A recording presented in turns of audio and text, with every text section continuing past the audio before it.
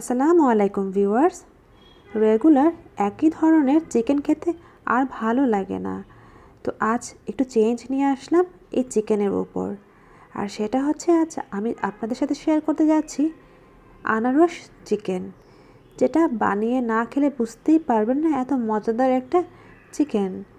তো ভিউয়ার্স, এই আনারস চিকেন কিভাবে রান্না করতে হয় এবং কিভাবে আমি এটা বানিয়ে নিচ্ছি কত ইজি প্রসেসে, একটু দেখতে থাকুন।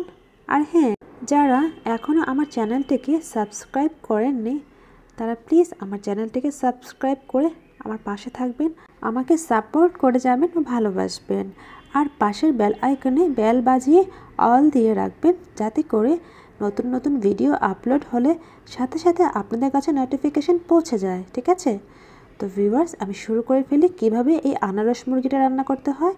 তো আমি আজকে আনারস মুরগিটা রান্না করতে একটা মুরগি নিয়ে নিয়েছি। তো একটা মুরগিকে ভালো করে ধুয়ে নিয়েছি, সাথে আমি আনারস নিয়ে নিয়েছি। আমি আনারস নিয়েছি 1 কাপ পরিমাণের মতো। এখানে আমি একটু কিউব করে কেটে নিয়েছি, আবার হাফ কাপের মতো একটু ব্লেন্ড করে নিয়েছি। তো আমি ব্লেন্ড আনারসও নিয়েছি এবং কিউব করা আনারসও নিয়েছি, সাথে আমি একটা মুরগি ভালো করে ওয়াশ করে পানি ঝরিয়ে নিয়েছিলাম, ওটাও নিয়েছি এবং একটা ডিম নিয়েছি। এরপর যা চিকেনগুলোর সাথে একটা ডিম ভালো করে ফেটিয়ে নিব। সাথে আমি 1 টেবিল চামচ পরিমাণের মতো লবণ এবং 1 চা চামচ পরিমাণের মতো কালো গোলমরিচটা নিয়ে নিয়েছি। তো এখন আমি হাত দিয়ে ভালো করে ডিমগুলোর সাথে চিকেনগুলোর গায়ে লাগিয়ে দিচ্ছি। ডিমের সাথে চিকেন ভালো করে মিশিয়ে নিয়ে আমি 20 মিনিটের মতো ম্যারিনেট করে রেখে দিয়েছি।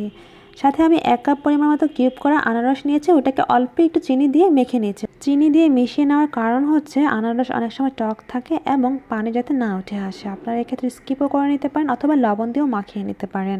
আর যদি মনে হয় যে আনারসটা বেশি টক, তখন কিন্তু অল্প একটু চিনি দিয়ে মাখিয়ে নেবেন। যাই হোক, আমার এখানে চিকেনের ম্যারিনেশনটা হয়ে গিয়েছে, সাথে আমি সব কিছু রেডি করে নিয়েছি। এই পর্যায়ে আমি প্যানে পরিমাণ মতো তেল দিয়ে নিচ্ছি, সাথে আমি বাটার দিয়ে নিচ্ছি 2 টেবিল চামচ পরিমাণের মতো।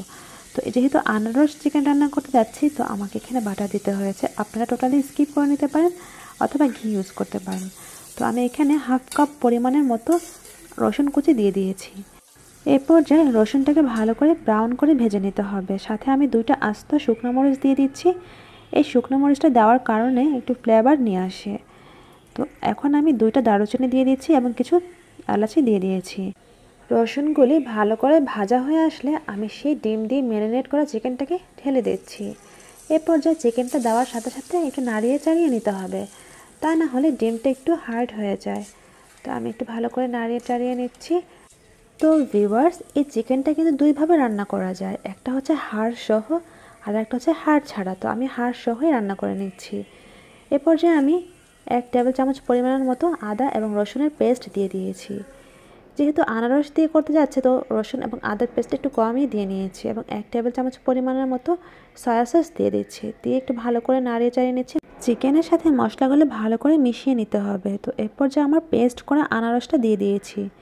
তো ভিউয়ার্স, সবসময় খেয়াল রাখবেন এই আনারসটা দেওয়ার পর মাংস কিন্তু তাড়াতাড়ি সেদ্ধ হয়ে যায়।